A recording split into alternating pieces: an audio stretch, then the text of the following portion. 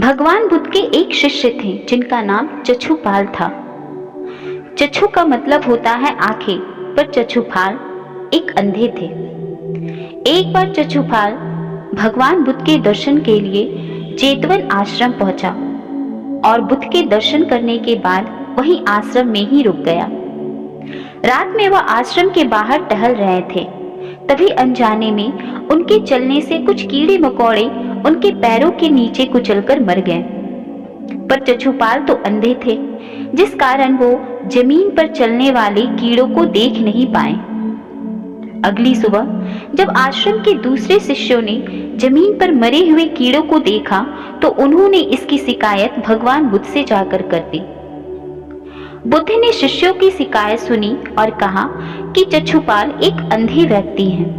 उसने कीड़ों मकोड़ों को जमीन पर चलते हुए देखा ही नहीं, इसलिए वह इस पाप का दोषी नहीं है। बुद्ध ने अपने शिष्यों से कहा कि चछुपाल एक उन्नत आत्मा है, उन्हें आत्मज्ञान प्राप्त हो चुका है, अतः वह किसी भी प्राणी के प्रति हिंसा की भावना से कोई कर्म नहीं कर सकते। तब बुद्ध के शिष्यों ने पूछा कि अगर चछुपाल एक उन्नत आत्मा है तो आखिर किस पाप के कारण वह अंधे हैं। तब भगवान बुद्ध ने अपने शिष्यों को चछुपाल की पुनर्जन्म की कहानी बताई। बुद्ध ने बताया कि चछुपाल अपने पूर्व जन्म में एक चिकित्सक था तथा लोगों का इलाज किया करता था। अपने पूर्व जन्म में ही उसने जानबूझकर एक औरत को अंधा बना दिया। वह औरत उसके पास आंखों का इलाज कराने आई थी और चिकित्सक से ये वादा की थी कि अगर उसकी आंखें पूरी तरह ठीक हो गई तो वह जीवन भर उसकी दासी बनकर उसकी सेवा करेगी।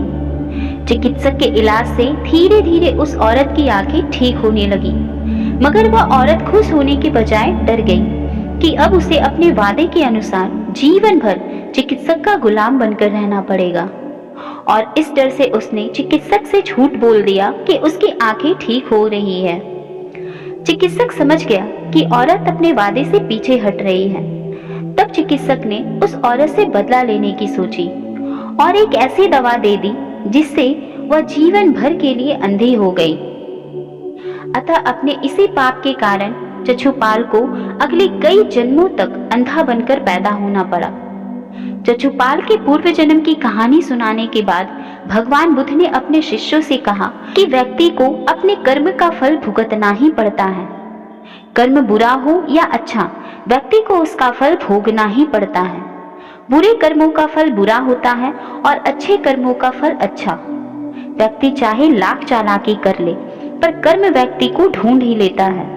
इस जन्म में नहीं तो अगले जन्म में वह अपने कर्मों के फल से नहीं बच सकता।